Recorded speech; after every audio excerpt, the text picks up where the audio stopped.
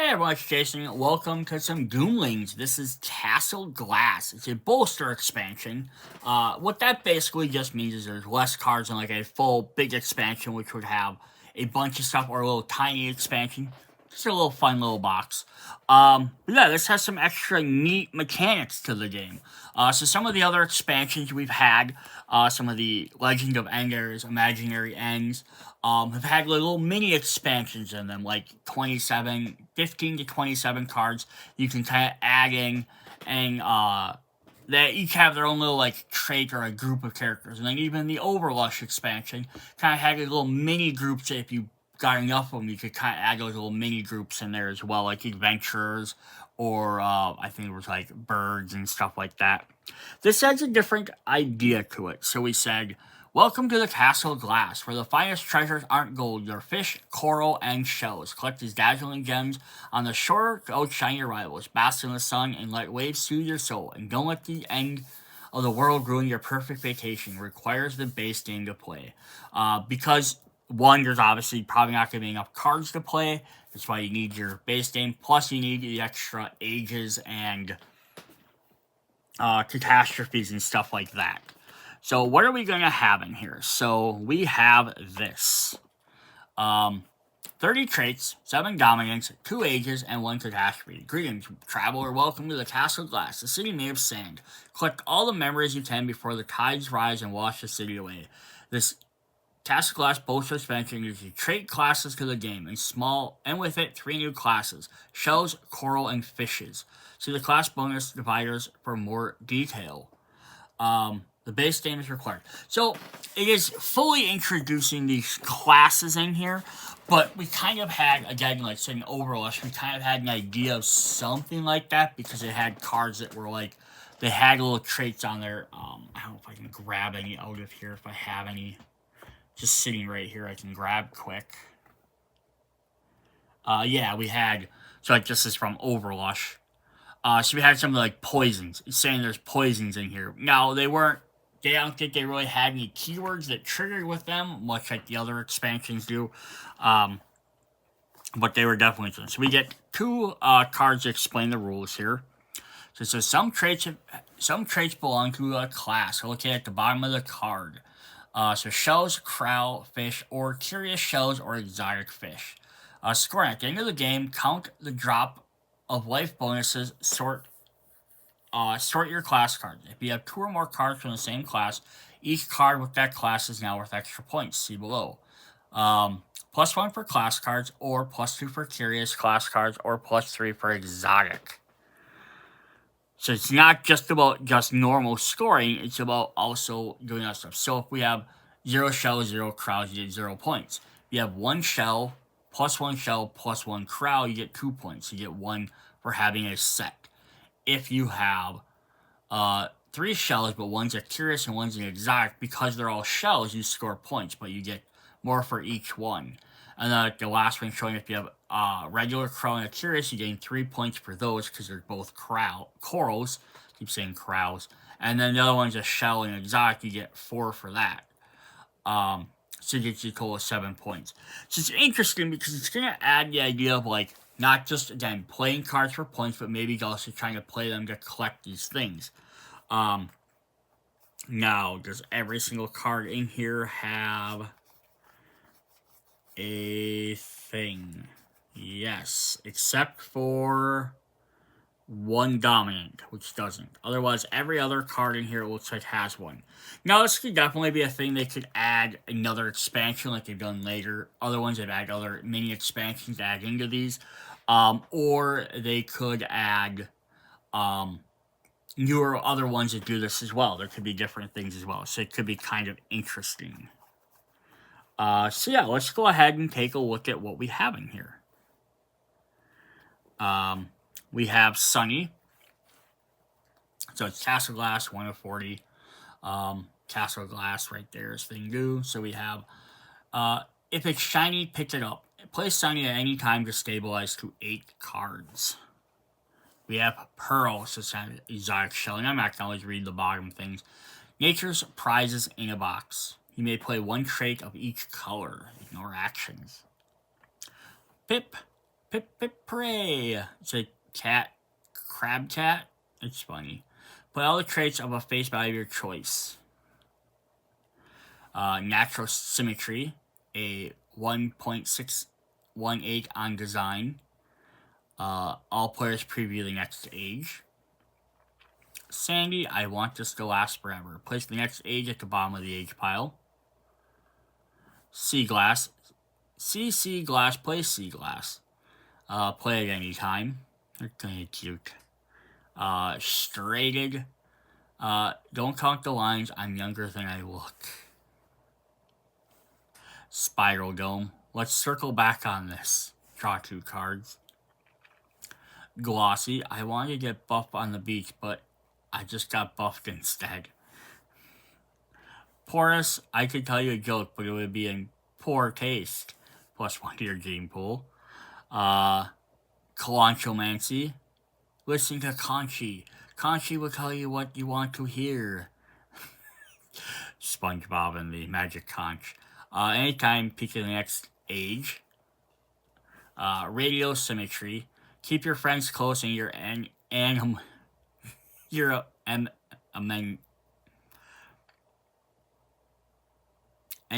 closer. You're seeing enemies. To start your turn, you may discard all of one color from your hand. We have Keystone. So I think they're sorting them by, like, instead of just by color, they're sorting them by, like, coral, fish, and shells. So now we're on the coral here. We have Keystone, welcome home. We have Tide Tolerance, along for the ride. At World's End, choose an opponent, +1 for each blue in their trait pile. Biochromatic, I live a colorful life. All opponents discard all colorless cards and stabilize. Harboring, now accepting new tenants.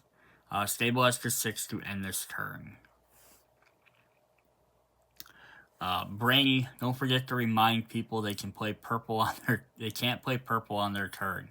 Opponents cannot play purple on the next turn, but you must remind them. That's fun. I like how some of these cards aren't like, in this game where they're not always like, okay, the blue card does this thing, then the red card does this, and the green does this, and they're all like, symmetrical that way. Like, no, like, blue does its own thing, purple does something. Like, they don't always have to have, like, one card says, if you play a blue card, you do this. Then there's not a red card that says, well, if you play a green card, you do this. Nope, just might be a blue card that says it, and that's it.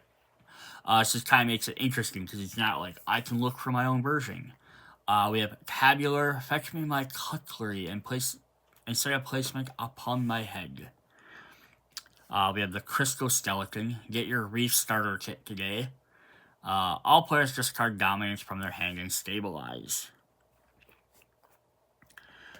Fragmentation. Let's break up so we can start something new. Stabilize to 4 and play 1. Thermal Tolerance. The ability to stay in the kitchen. At the World's End, choose an opponent for +1 for each red in their trait pile. And we're getting into our fish. We have Resplendent, the moment we take for granted. +1 a gene pool and play 1. Opulent, gold phase, riches vanish, and the wealth of our lives is measured in memories. Draw 1, play 1. Butterfly fins, better than the regular fins by a wide margin. Moleculous coating, it's a little on the nose. It's a clownfish. With a clown nose. If you have +3, if you have a crow in your trait pile. Ooh, I like that. First time we've seen that. That's handy. So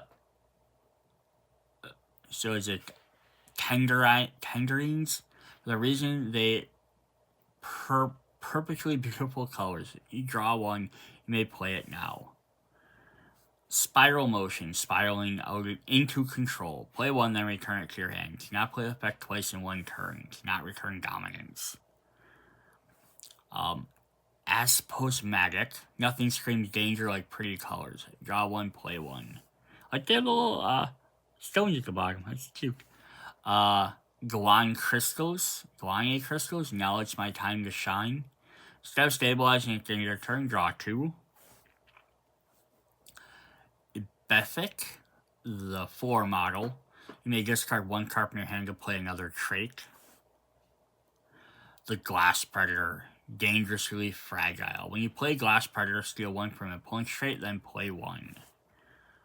Copper Band. 1-hit wonder. Play 1 with a face value of 1. Spiny Things.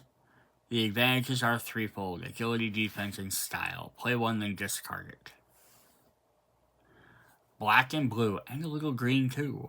Oh, neat, a multicolored card. Kind of. Yeah, so yeah, we have some multicolors here. It's just black and blue, but that's green because blue and green are the 2 colors. I get it. But now, House of the Water. So some red and green. Counter shading. Red and purple. Hide from your predators unless you're upside down. You may play counter shading instead of stabilizing to end your turn. Fish Collector. I hope I can find another boat. Oh, another boot. Steal 1 base value from up to 2 trait piles. Alright, then we have our age cards. We have Castle Glass. Of course we need that. Discard 2 cards from your hand and draw 2. Do not discard shells, coral, or fish. Magic Hour. Draw 2 cards or set your game pool to 5. And then the Catastrophe is Stillwater. -2 game pool. Draw 3. Do nothing. Do not stabilize to end your turn this age. World's End +8 if your game pool is 1. So if you've emptied everything. Very interesting. Cool. So it's a neat little mechanic there. I always want to think with these types of games, right? It's because every game adds every expansion adds a new little mechanic. So if you're just playing them on their own, like you just play this one by itself, or you play End Eras by itself, or Imaginary Ends, or Overlush, or any of the expansions by themselves, they have a lot of stuff that interacts with each other. But if you try mixing everything together, all of a sudden now it's going to start becoming very diluted. So it's kind of just a thing, but you could kind of pick and choose some of the stuff, because there's some of these that, like, there's only like 1 or 2 cards that I think only the 1 card I saw that even specified playing another one of them traits other than this World Ends one, but it's actually going to make a big difference either way if you're not playing with any of them. So a lot of stuff you could mix into any other set, and it wouldn't make a huge difference for this set. So the last thing I have for this is it does mention there is a 1 holofoil card. So the holofoil cards are usually just some alternate card or alternate art. And this one we got shiny. So this is very interesting. Because it's not from this set even.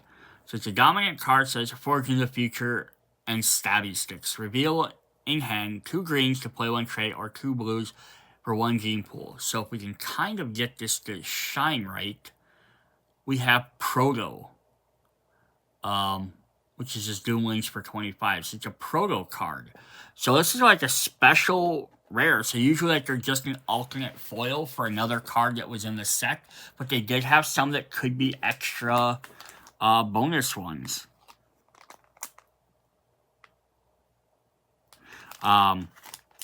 So like kind of looking at this, we do have the gold foil packs that you can purchase. So I'm going to do a separate video. These are just so you can get holo foils by themselves. So I did just want to look here. So like this one, it says, so it says that, like distance per enders. It says 7 holo foils from Legend Enders may contain ultra cards. Some Legend cards may be replaced with prototype cards from unspecified collections. So that's cool. I got one in that box. Gold packs designed to embrace the mystery of life, offering weird trait in your card and occasionally breaking mechanics. Neat. So that's really cool. So like if it was just foil cards, that would kind of make these really dumb to ever pick up. But the fact you can get something like this is a card that's not available in any other set. It's a really neat card. This is pretty cool. That is what we have for Castle Glass. Hope you guys enjoyed the video. Check out all the other Doomling videos, plus the foil packs if you'd like to see them. See you guys later. Bye.